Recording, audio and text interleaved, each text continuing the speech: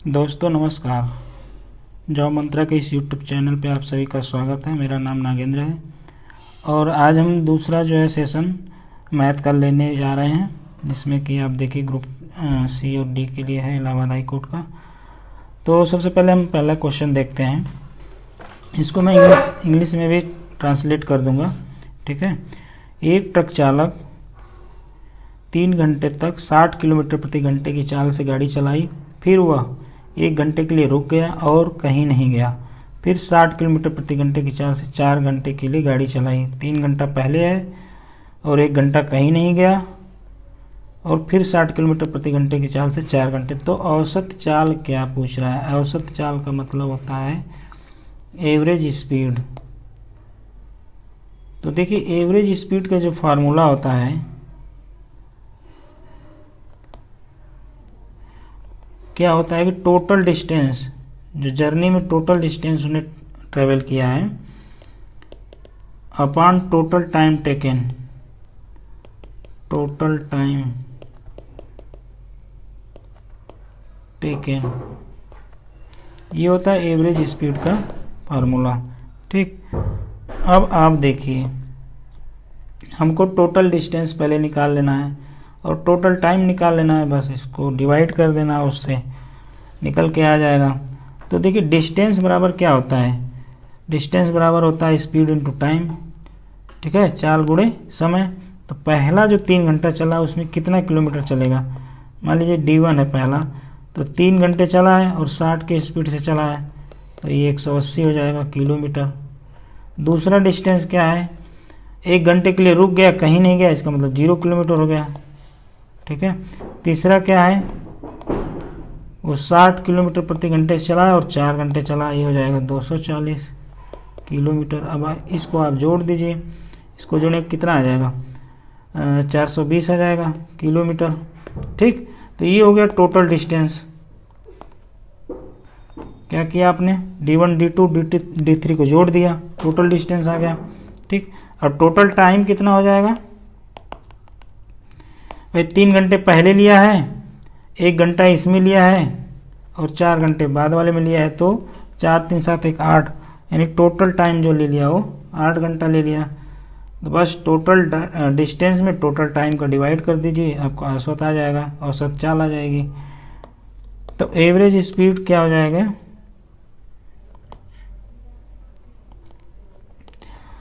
Total distance यानी 420 kilometre और total time यानी 8, कितना हो जाएगा? 8 25 40, 2 बचेगा 20 हो जाएगा, 8 दूना 16 और 8 25 40, मैंने 52.5 किलोमीटर पर आवर, ठीक। यानी ये वाला आ जाएगा क्वेश्चन।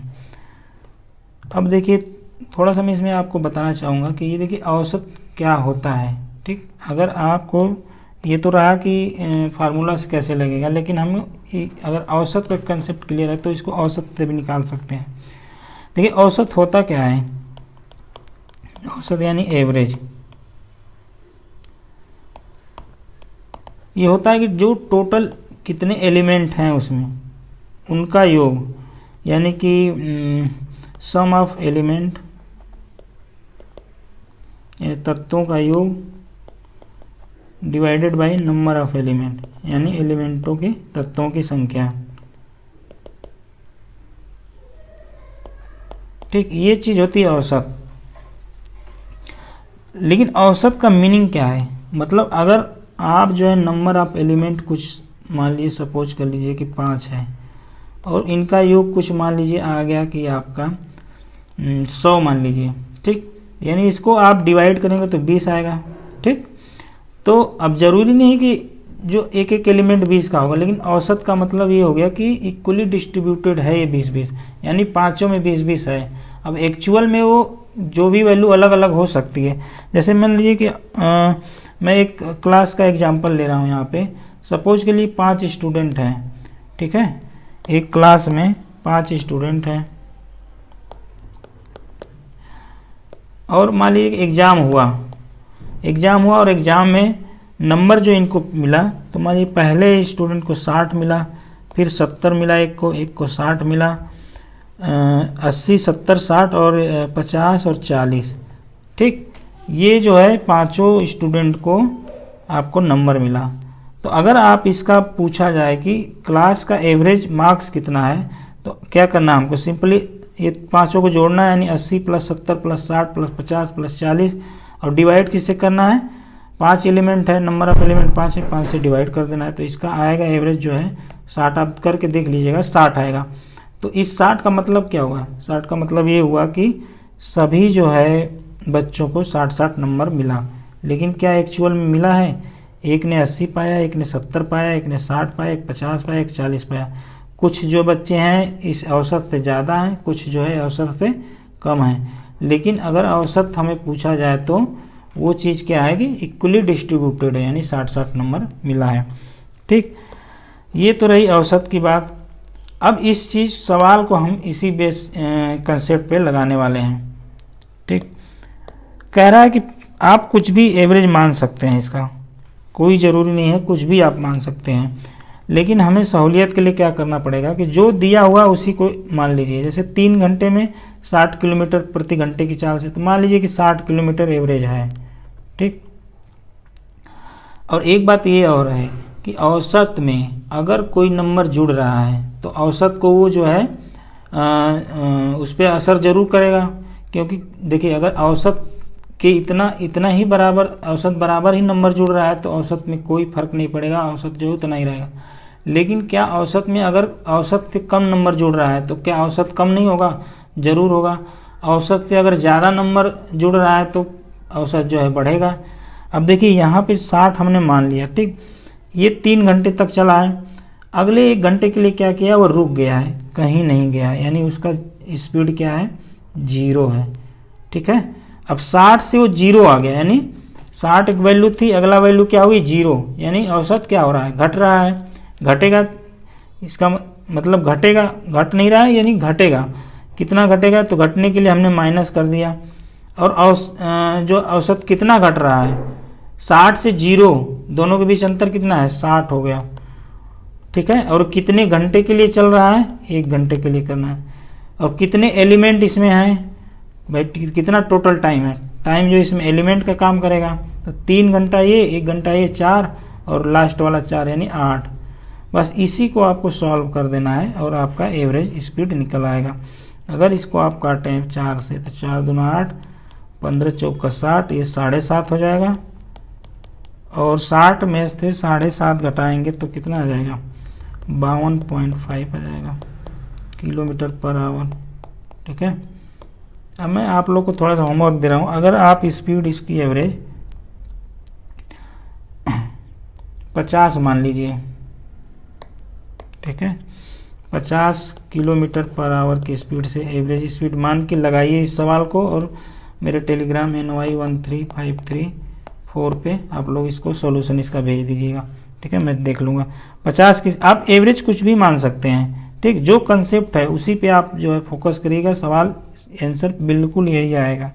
ठीक, देखिए अगला क्वेश्चन क्या है, 2 व्यक्ति क्रमशः 77 सेंटीमीटर 88 सेंटीमीटर कदम बढ़ाते हैं।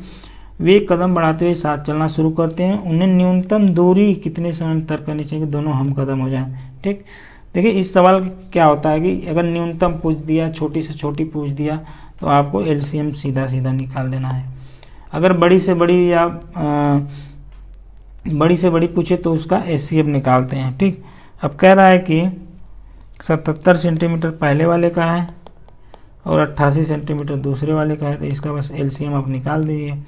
ये हो जाएगा 11 से 8, यानी 8 7 56 गुणे 11, 11 6 66, 11 5 55 और 6 61, 616 सेंटीमीटर, यानी पहला ऑप्शन सही है। ठीक है, ये सिंपल ये सवाल है, इसमें ज़्यादा कुछ करना नहीं है। लेकिन नेक्स्ट क्वेश्चन क्या है कि 2 संख्याएं A और B इस प्रकार है कि A का 6% और B के 4% का योग A के 7% और B के 11% के योग के 2/5 है। तो A और B का रेशियो निकालना है। तो इसमें भी कुछ करना नहीं है, आप जैसे जैसे कह रहा वैसे कर दीजिए। जैसे A का 6% इन 6% of A plus 4% of B बराबर हो जाएगा 7% of A plus 11% of B। ये कह रहा है 2/5 है, यानी 2/5 है, 5 इधर जाएगा तो इसका मल्टीप्लाई इधर कर दीजिए। अब इसी को सॉल्व कर दीजिए, ये हो जाएगा 30% ए प्लस 20% ए। मैं परसेंट इसलिए ले रहा हूँ कि सारे एलिमेंट में ही परसेंट लगा हुआ है, इसलिए सब कट जाएगा। अगर किसी में नहीं लगा होता तो आप परसेंट को भी फिर चेंज करना पड़ता। आपको 1 यूनिट में बनाइए, ठीक। अब इसको बस सिंप्लीफाई कर दीजिए, इसको माइनस कर दीजिए इधर से इधर, क्या हो जाएगा, ये 11, ठीक। 30 में से 14 जाएगा तो ये हो जाएगा 16% ऑफ ए, और ये हो जाएगा 2% ऑफ बी। परसेंट से परसेंट कट जाएगा, ठीक। क्या हो जाएगा, 2 8 16, 2%, 2 8 16, यानी 8 ए बराबर 1 बी, यानी एच टू बी कितना हो जाएगा 1:8, ठीक। बस ऐसे कर देना, आपको ज़्यादा कुछ करना है नहीं। अब ये है कि जितना जल्दी आप कर सके एग्जाम में उतना जल्दी आपको आंसर मिल जाएगा। एक क्वेश्चन मैं आप लोग को होमवर्क के लिए दे रहा हूँ कि अगर 49% माइनस 7% का स्क्वायर इक्वल टू क्या होगा, आप लोग ज़रूर कमेंट सेक्शन में बताइए। मैं इसका आंसर NY13534 टेलीग्राम चैनल पर अपने डाल दूंगा, ठीक। नेक्स्ट क्वेश्चन आइए देखते हैं। क्वेश्चन में लिख ही देता हूँ, 49% ऑफ ए माइनस 7% का होल स्क्वायर कितना होगा। देखिए दूसरा क्वेश्चन, नेक्स्ट क्वेश्चन देखते हैं हम। एक धातु के गोले का व्यास 6 सेंटीमीटर है, इसे पिघलाकर एक तार बनाया जाता है जिसके अनुप्रस्थ काट का व्यास 0.4 सेंटीमीटर है। तार की लंबाई ज्ञात कीजिए। तो गोला मतलब होता है, देखिए भाई अंग्रेजी वाले स्पेयर, ठीक। इसका व्यास यानी डाया दिया हुआ है 6 सेंटीमीटर, तो इसका रेडियस हो जाएगा आपका 3 सेंटीमीटर। उसको क्या कह रहा है, वायर में हमें चेंज करना है, जिसका डाया दिया हुआ है 0.4 सेंटीमीटर, इसका रेडियस हो जाएगा 0.2 सेंटीमीटर, ठीक। क्रॉस सेक्शनल एरिया यानी अनुप्रस्थ काट, क्रॉस सेक्शन एरिया मतलब अगर वायर कोई है ऐसे, ठीक, तो क्रॉस सेक्शन एरिया क्या होता है, जो ये वाला जो एंड पे होता है, ये सर्किल टाइप का होगा ये वाला, इसी का दिया हुआ है 0.4 सेंटीमीटर व्यास या डाया कह लीजिए, ठीक। अब आप एक चीज समझिए कि अगर कोई पदार्थ है या कोई धातु है, वो गोले के रूप में है यानी स्फीयर में है, और उसको पिघलाकर क्या कर रहा है कि वायर में बदल रहा है, तो क्या उसके वॉल्यूम पे कोई फर्क पड़ेगा। भाई जितना गोला है उसी को पिघला के उसको जो है तार में बदल रहा है, तो यानी वॉल्यूम सेम रहेगा। तो हमको दोनों वॉल्यूम को सेम करके जो अननोन वेरिएबल है उसको निकाल लेना है। तो गोले का वॉल्यूम कितना होता है 4/3 पाई आर, मान लीजिए हम इसका गोले का RS ले लिए हैं, स्क्वायर यानी क्यूब हो जाएगा इसका। और देखिए वायर क्या हो जाएगा, एक सिलेंडर टाइप का हो जाएगा, ठीक, क्योंकि यहाँ पे इसकी लेंथ हो जाएगी ये, और यहाँ सर्किल है, इसका क्रॉस सेक्शन सर्किल का रूप लेगा, जिसका डाया जो आपको दिया ही है 0.4 सेंटीमीटर। तो ये एक तरह का सिलेंडर हो गया। तो सिलेंडर का वॉल्यूम क्या होता है पाई आर, आर हम ले लिए W स्क्वायर, और H होता है, यानी आप H ले लीजिए हाइट होता है, या फिर L ले लीजिए, ठीक, क्योंकि लेंथ निकालना हमें। अब इसी को सॉल्व कर देना है, ठीक। तो पाई से पाई पहले काट दीजिए, ये 4/3 है, और R कितना है 6 सेंटीमीटर डाया है, तो 3 हो जाएगा, 3 का क्यूब हो जाएगा, ठीक। RW कितना है 0.2, 2 का स्क्वायर इंटू L निकालना ही है हमें।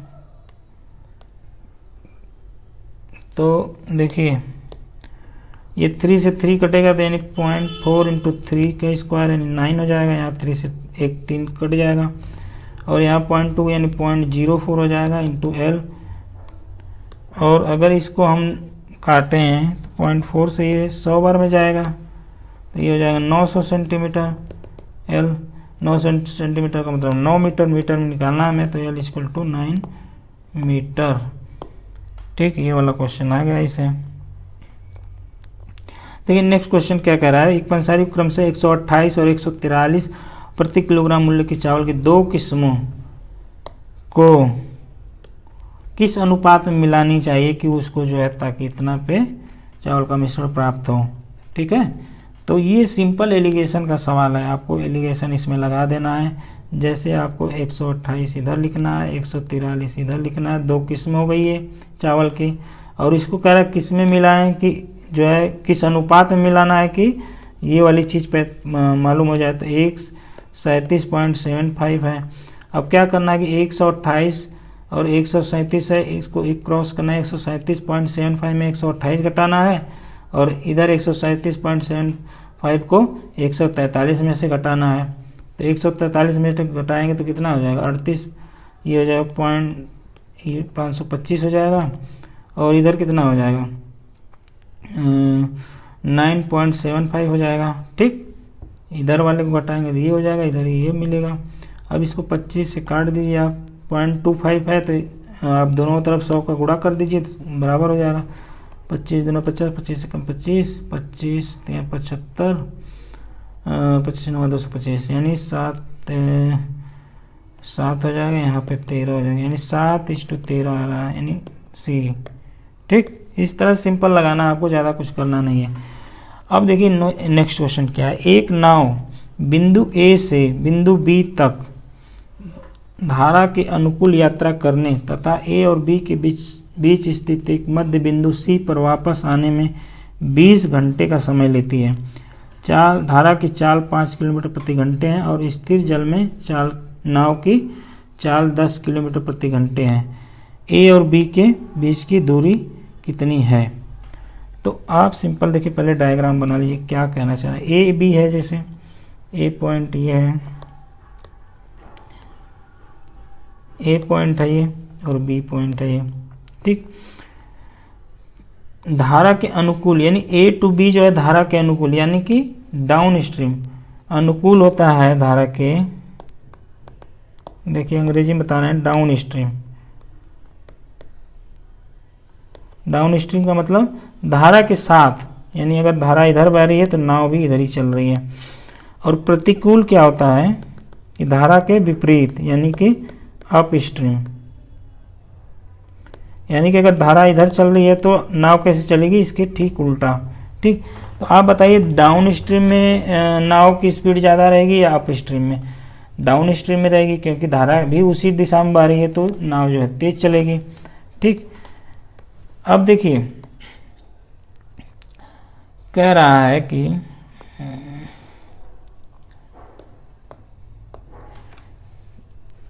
ए से बी जो है अनुकूल यात्रा, और ए और बी के बीच स्थित मध्य बिंदु सी पर वापस, यानी कोई बिंदु यहाँ पे,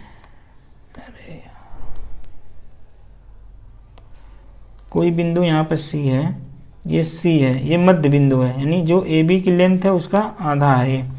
ठीक, यहाँ से ए से बी वो गया, और फिर बी से सी वो वापस आया। तो इसमें कितना टोटल टाइम लग गया, 20 घंटा टोटल टाइम लग गया, 20 घंटा। अब कह रहे हैं कि धारा की चाल, यानी धारा की चाल आपको दिया हुआ है 5 किलोमीटर, और नाव की चाल दिया हुआ है, यानी नाव की चाल मान लीजिए x है तो ये 10 है किलोमीटर, और धारा की चाल y मान लीजिए तो ये है 5 किलोमीटर।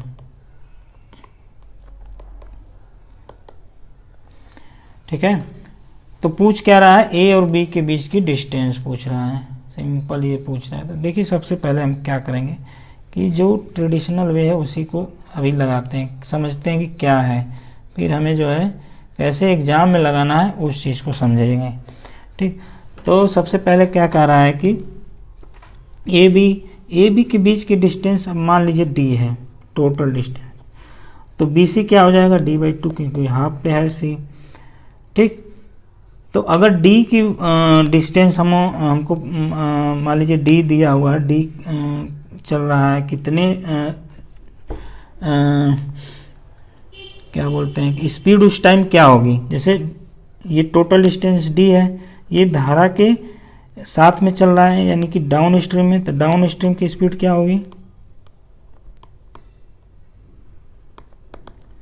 डाउन स्ट्रीम की स्पीड क्या होगी, जो नाव की चाल है, speed of boat plus speed of stream, यही होगी।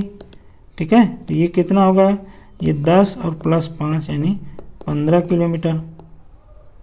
ठीक है, आप इसको लिख सकते हैं S D, speed of down stream. Up stream यानी प्रतिकूल में क्या होगा, नाव की चाल है माइनस धारा की चाल हो जाएगा, क्योंकि भाई धारा की चाल जो है वो उसका अपोजिशन में रहेगी, अपोजिट में रहेगी, तो वो उसका विरोध करेगी। तो ये हो जाएगी 10 और माइनस 5 यानी 5 किलोमीटर पर आवर रहेगा। ठीक है, और इसको हमने मान लिया एस यू। ठीक, तो बस क्या करना है आपको, बस इसको सिंपल लगा देना है। क्या करना है,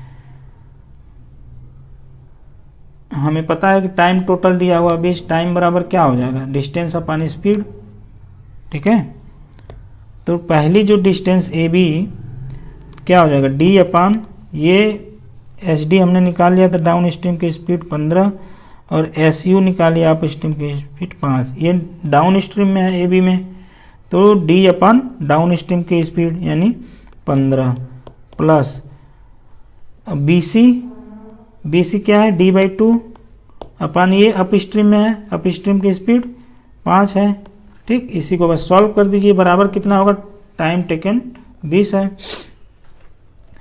तो अगर इसी को बराबर आप कर लिए तो ये नीचे आ जाएगा, 2 नीचे आ जाएगा, तो इसको बना देगा 10, ये एलसीएम हो जाएगा 30, ये हो जाएगा 15, 2D 3D 5D बराबर 20 इंटू 30। इसको आप इधर ले जाएंगे तो अब आप जो है निकाल लीजिए 5 36 6 दूना के 12 120 किलोमीटर। ठीक है, आंसर हो जाएगा 120 किलोमीटर। ये तो रही कंसेप्ट वाली बात कि ऐसे हमें जो है समझना है, लेकिन एग्जाम में कैसे लगाना है हमको वो देखना है। ठीक है, आप देखिए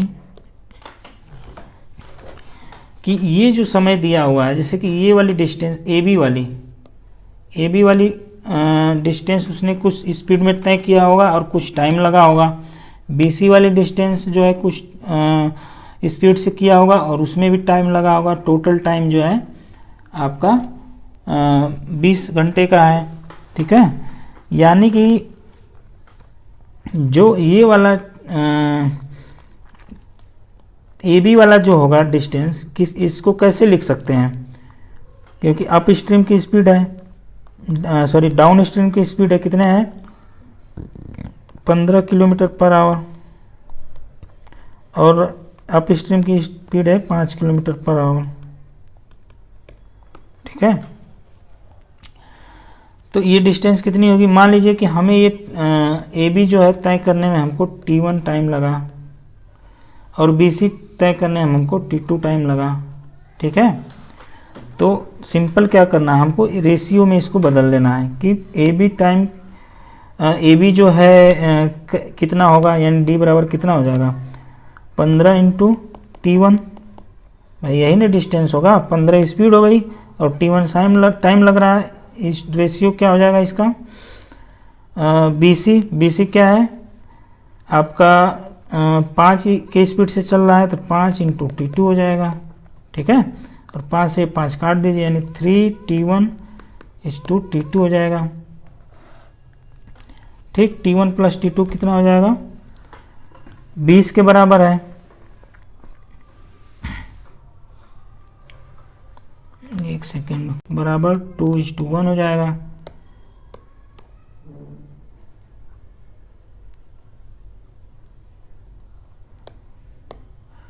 और इसे निकाल लेंगे तो 3T1 अपॉन T2 बराबर हो जाएगा 2/3। ये वाला काट दीजिए ऐसे आप, T1 अपॉन T2 2/3 है। ठीक, लेकिन टोटल कितना हो जाएगा 5 और टोटल टाइम कितना दिया हुआ 20। कई गुना बेटा 4 गुना पे, इसका भी 4 गुना कर दीजिए, इसका भी 4 गुना कर दीजिए, यह आ जाएगा 12, यह आ जाएगा 8, ये हो जाएगा घंटा, ये हो जाएगा घंटा। हमको पूछ रहा है डिस्टेंस, तो आप बताइए कि 8 घंटे कितने स्पीड से चल रहा है 15 किलोमीटर स्पीड से, तो ये हो जाएगा 15 × 120 किलोमीटर, ऐसे निकल जाएगा। या फिर डाउन अप स्ट्रीम वाला लीजिए तो उसको लग रहा है 12 घंटे, लेकिन स्पीड कितनी है आपकी 5 है, तो इंटू 5 कर देंगे तो 60 हो जाएगा। ये आधी डिस्टेंस आ गई, हमको पूछ रहा है ए बी की डिस्टेंस, तो इसका दोगुना कर दीजिए यानी 120 हो जाएगा। ठीक है, ये तो रहा। आपको ऐसे एग्जाम में करना है भाई। आपको अगर कुछ समझ में नहीं आया फिर आप लोग कमेंट में बताइएगा जरूर, मैं फिर इसको सॉल्व कर दूंगा। ज़्यादा कुछ है नहीं इसमें।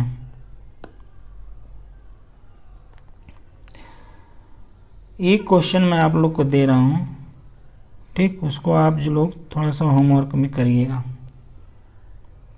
मैं क्वेश्चन यहीं पर लिख दे रहा हूँ, पॉज करके आप लोग देख लीजिएगा और उसको सॉल्व कर दीजिए। मैं इंग्लिश में लिख दे रहा हूँ, आप देख लीजिएगा हिंदी में। हिंदी में समझा देता हूँ।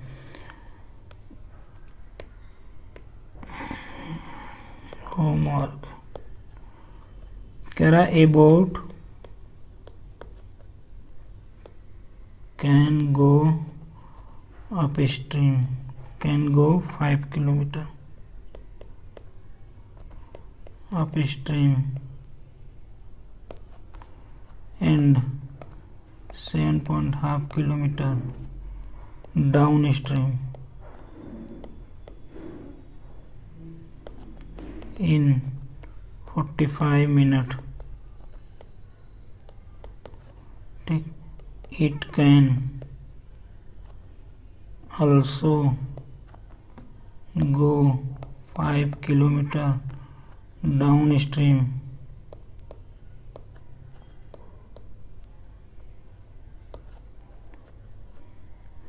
and 2.5 kilometer upstream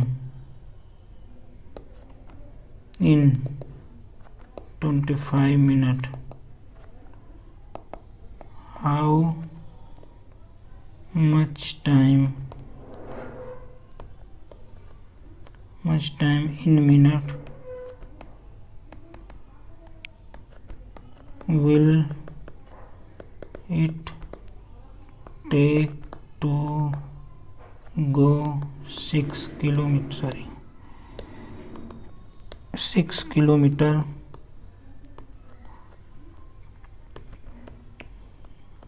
upstream. ठीक है, ये आप लोग के लिए होमवर्क सवाल है। मैं इसका हिंदी में बता दे रहा हूँ कि एक नाव है जो 5 किलोमीटर धारा के विपरीत जा रही है, ठीक, और 7.5 किलोमीटर धारा के अनुकूल जा रही है, यानी धारा के साथ जा रही है 45 मिनट में। ठीक, और it can go also 5 kilometre, और 5 किलोमीटर अनुकूल जो है और 2.5 किलोमीटर प्रतिकूल 25 मिनट में जा रही है। तो हमें 6 किलोमीटर धारा के विपरीत जाने में कितना जो है टाइम लगेगा वो आपको मिनट में बताना है। ठीक है, ऑप्शन मैं दे दे रहा हूँ। ऑप्शन है पहला 30, दूसरा आपका है 24, तीसरा है 36 और चौथा है 32। ये सब मिनट में है। ठीक है, आप इसको पॉज करके देख के लगाइए। हिंदी में भी मैं समझा दिया हूँ, अगर नहीं समझ में आएगा तो फिर से आप लोग पूछ लीजिएगा। देखिए नेक्स्ट क्वेश्चन क्या है, ये लाभ हानि का सवाल है, प्रॉफिट लॉस का। राजू ने रवि को 10% के लाभ पर एक वस्तु बेची। रवि ने रामू को 10% हानि पर यह वस्तु बेच दी। यदि रामू ने रवि को 1485 का भुगतान किया तो राजू ने रवि को किसने। अब देखिए राजू और रवि का पहले हम निकाल लेते हैं। रेशियो राजू है, रेशियो रवि है। 10% लाभ पे बेच रहा है, नहीं ये 10 रुपये की चीज़ इसको 11 रुपये में बेच रहा है। रवि ने क्या किया, रामू को, रवि और रामू का क्या है रिलेशन कि इसने 10% हानि पर वह वस्तु बेची, यानी रवि जो है 10 की खरीदा था तो उसको बेचा 9 पे। आप इसी को सॉल्व कर लीजिएगा। इसमें आपका 10, इसमें 10 का मल्टीप्लाई हो जाएगा तो ये हो जाएगा 100, यहाँ हो जाएगा 110, यहाँ हो जाएगा 99। ठीक, अब कह रहा है कि यदि रामू ने रवि को, ये रामू है, रवि को 1485 का भुगतान किया। ठीक है, तो राजू ने रवि को किस मूल्य पर वस्तु बेची। तो रामू कितना दे रहा है, 99 रुपया दे रहा है। 99 नहीं दे रहा है, असल में क्या दे रहा है, 1485 रुपया दे रहा है। कितने गुना पे बैठा, 9 आप 11 से काट लीजिए, 11 एकम 11, 3, 11 3 33, 11 5 55, ये हो जाएगा 9 और ये हो जाएगा 15, यानी 15 गुना पे ये हुआ। ठीक, पूछ क्या रहा है कि राजू ने रवि को किस मूल्य पे बेची, तो राजू जो है रवि को किस मूल्य पे बेच रहा है, इसका सिंपली जो है निकाल लीजिए 15 गुना पे, 15 एकम 15, 15 एकम 15 एक 16, यानी 1650 रुपये में बेच रहा है। ठीक है, सिंपल। आप जो है 110, राजू रवि को कितना बेचा, 110 रुपये में बेचा 100 रुपये की चीज़। ठीक है, और अगर पूछा होता कि राजू कितना है तो बस 100 गुना कर देते आप 15 का, तो वो भी आंसर पता चल जाता।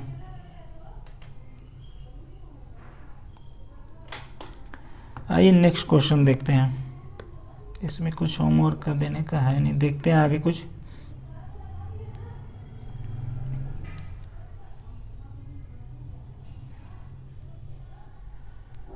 नेक्स्ट क्वेश्चन,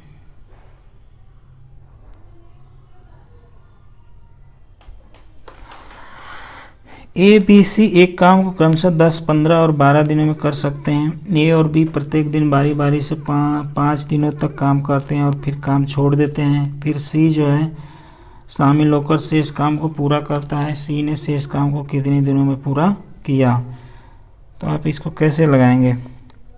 देखिए, ए 10 दिन में कर रहा है, बी 15 दिन में कर रहा है, सी 12 दिन में कर रहा है। इन सब का एलसीएम आप ले लीजिए, 60 हो जाएगा। तो यानी 10 को कितना टाइम लगा, 6 टाइम नहीं, मतलब कितना इसका, देखिए ये चीज़ आती है क्षमता आती है एफिशिएंसी, और ये हो जाएगा 4, ये हो जाएगा 5। ठीक, करा ए बी प्रत्येक दिन 5 दिन तक काम करते हैं और काम छोड़ देते हैं। ए और बी कह रहा है 5 दिन तक काम करते हैं, तो 5 दिन में कितना काम हुआ, तो ए कर रहा है 6 के स्पीड से और बी कर रहा है 4 के, और 5 कर दीजिए, 6 4 10 5 50, यानी 50 काम पूरा होगा। टोटल काम कितना है, 60 है, तो 50 शेष काम कितना हुआ, 10। इसको किसको करना है, सी को। सी कितने दिन का क्या है एफिशिएंसी, 5 है, बटे के 5 कर देंगे, यानी 2 दिन में वो शेष काम को सी पूरा करेगा, यानी ए वाला ऑप्शन। देखिए अगला क्वेश्चन है कि 13/13 ऑफ 13 + 13 एक ब्रैकेट में है और बटे के है 13/13 गुणे 13 + 13। ठीक, तो सबसे पहले ये देखिए बोर्ड मास वाला है सवाल, बोर्ड मास, यानी पहले ब्रैकेट होगा, फिर ऑफ होगा, फिर डिवीजन, मल्टीप्लाई, एडिशन, सब्ट्रैक्शन। ठीक है,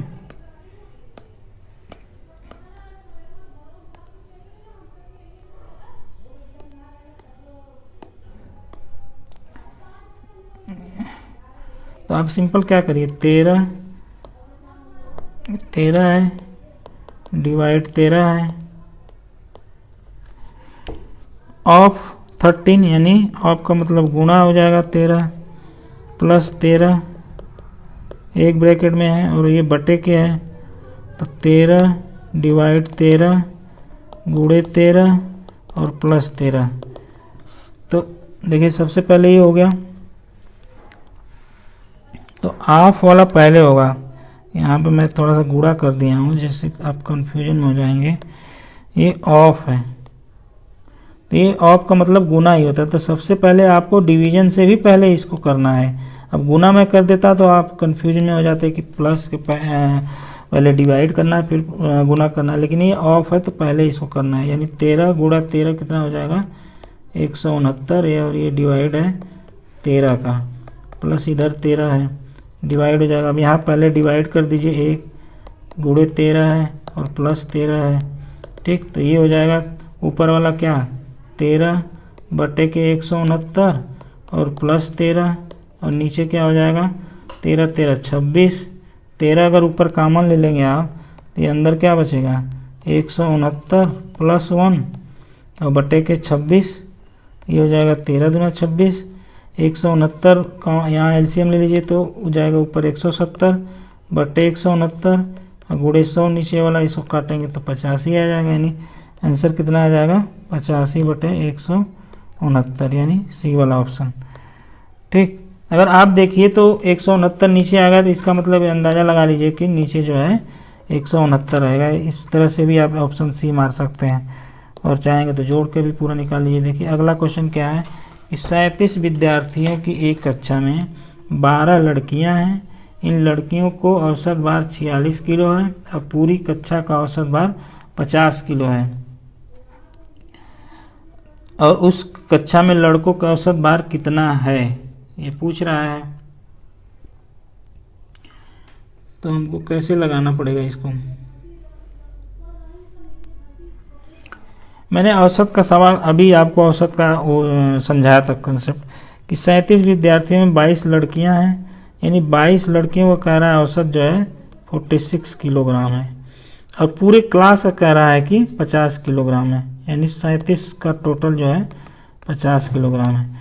अब पूरा क्लास का 37 किलो अगर कह रहा है कि 37 बच्चों का अगर कह रहा है 50 किलो, इसका मतलब क्या हुआ कि सभी बच्चों का 50-50 किलो है, ठीक है। लेकिन क्या एक्चुअल में है? अब लड़कियों का कह रहा है कि 46 केजी है, ठीक। तो हम मान लेंगे कि पूरे क्लास का औसत जो है 50 किलो है, ठीक। अगर लड़कियों का भी 50 किलो रहता तो क्या औसत में अंतर आता? कुछ भी नहीं अंतर आता, लेकिन लड़कियों का औसत जो है कितना है? 46 है। इसका मतलब कि औसत हमारा घटेगा, और 46 और 50 का अंतर कितना है? इसको आप सिंपल ऐसे कर लीजिए, 50 माइनस 46, और गुणा कितने के लिए कितनी लड़कियां हैं? 22 लड़कियां, और इसको बांटना कितने में है? 37 माइनस 22, सॉरी यहाँ पे 37 माइनस 22 कितना हो जाएगा? 15, सॉरी लड़कों का पूछ रहा है ना, तो 15 हो जाएगा। एक सेकेंड, गड़बड़ निकाल दिया मैं। देखिए फिर से समझिए इसको। 37 विद्यार्थियों की एक कक्षा में 22 लड़कियां हैं, 22 लड़कियां हो गई यानी गर्ल्स। उनका एवरेज दिया हुआ है 46 केजी, ठीक। पूरे क्लास का कितना है? 37 स्टूडेंट हैं, उनका एवरेज दिया हुआ 50। बच्चे लड़के कितने? 15, यह बॉयज। इनका औसत हमें निकालना है, ठीक। अब आप देखिए, थोड़ा सा देखिए कि 50 किलो जो है पूरे क्लास का एवरेज है, यानी कि सबको 50-50-50 डिवाइड किया होगा, सबको 50 है। लेकिन आप देखिए कि 22 लड़कियों का जो है औसत जो है 46 है, 50 से जो कि कम है। तो ध्यान से समझिए इसको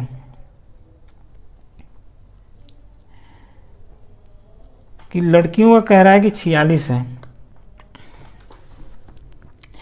तो यहाँ पे 46 समझ कर लिए कि 22 लड़कियां हैं, इनका 46 है। अब टोटल कह रहा है 50 एवरेज जो है पूरे बच्चों का है, ठीक। तो लड़कों का अगर 46, अगर लड़कों का भी 46 होता एवरेज, तो क्लास का एवरेज, पूरे क्लास का एवरेज कितना हो जाता? 46 ही होता, क्योंकि इस 46 में कुछ भी जुड़ नहीं रहा आगे। अगर ये देखिए 46 लड़कियों का है, लेकिन क्लास का एवरेज क्या है? 50 हो गया, यानी कि ये बढ़ रहा है। इसका मतलब लड़कों का एवरेज जो है इस 46 से ज़्यादा ही होगा, ठीक है, तभी ना ये बढ़ रहा है। और 46 से ज़्यादा होगा, यानी कि जो ज़्यादा हुआ वो क्या किया है? लड़कियों में जुड़ा हुआ है, ठीक है, तभी ये 50 पहुंच रहा है। यानी लड़कियों में +4 का लड़कों से लेकर लड़कियों में जोड़ दिया गया है, ठीक है। तो अगर हम लड़कों का निकालें तो लड़कियों में से कितना जोड़ा गया वो लड़कों में जोड़ना पड़ेगा, ठीक है। अगर मान लीजिए कि 50 किलो जो है दिया हुआ है एवरेज जो है पूरे क्लास का, तो लड़कों का एवरेज कितना? 50 से ज़्यादा ही रहेगा, क्योंकि वो उनका पार्ट जो है लड़कियों में जोड़ रहा है, ठीक है। तो ये 50 प्लस हो जाएगा। अब कितना जोड़ा गया है? एक लड़की को कितना दिया है? लड़कों ने 4 दिया है, और टोटल लड़कियां कितनी हैं? 22 हैं। इसको कितने में डिवाइड करना है? लड़कों का पूछ रहा है, यानी 15 लड़के हैं, यानी 15 में डिवाइड करना है, ठीक। इसको आप बस जो है हल कर लीजिए, यानी ये हो जाएगा 88/15, यानी हो जाएगी 15×5 = 75, पॉइंट बढ़ जाएगा 13, 15, 8, 120। ठीक है, फिर 15, 8, 120 ऐसे कुछ होगा, 5.88 हो जाएगा। तो अगर इसमें आप 5.88 जोड़ दीजिए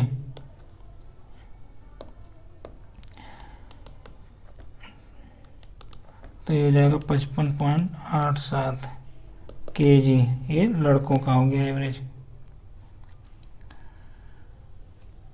ठीक है दोस्तों, मुझे अब उम्मीद है कि आप लोग को समझ आया होगा। इस सेशन को यहीं रोकते हैं, और आप लोग को पसंद आएगा तो ज़रूर कमेंट में बताइएगा। लाइक करिए, सब्सक्राइब करिए चैनल को। और एक क्वेश्चन मैं होमवर्क में आप लोग को दे रहा हूँ, जो कि यहाँ पे लिख दे रहा हूँ,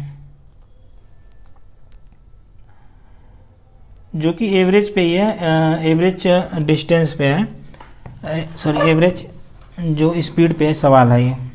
ठीक है, जो हमने पहला क्वेश्चन किया था उसी पे है, आप लोग होमवर्क करिएगा।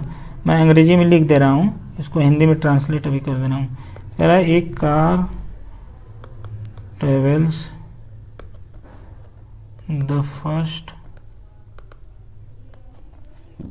1/3 of a certain distance with a speed of 10 km/h. The next 1/3 distance with a speed of 20 km/h and last 1/3 with a speed of 60 km/h. Find out average speed of car in whole journey। ठीक, देखिए हिंदी वाले समझ लें कि एक car travel the first, एक car जो है 1/3 डिस्टेंस जो है कुछ निश्चित दूरी की 1/3 डिस्टेंस 10 km/h से कर रही है। दूसरा जो है 1/3 डिस्टेंस 1/3 डिस्टेंस 20 km/h से ट्रेवल कर रही है। और लास्ट जो 1/3 60 km/h की स्पीड से वो चल रही है। तो औसत चाल जो है कार की पूरे यात्रा के दौरान निकालनी है। ठीक, आप लोग इसको लगाइएगा और कमेंट सेक्शन में जरूर बताइए। आज के लिए इतना ही रखते हैं भैया, और जो भी दिक्कत रहेगी उसको बता दीजिएगा आप लोग। Thank you.